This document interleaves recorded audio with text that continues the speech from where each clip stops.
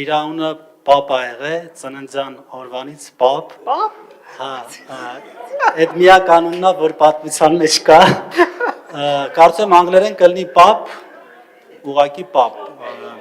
Թագավոր ինչպես King։ King։ Կարծում եմ զուտ մեր ականջին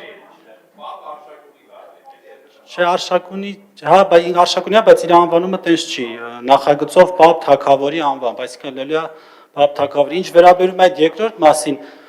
Լորնակ Լենինգրադյանը փոխվեց, իմ գրանցումը Լենինգրադյան է, ես որևէ բան չեմ արել, եթե ունեք էլեկտրոնային ստորագրություն, իմ անձնագրի տակ ինքը ավտոմատ փոխել է Քրքորյան հիմա, այսինքն ես ոչ մի բան չեմ արել, եթե ես նամակ եմ գրում, ասենք կառավարությանը,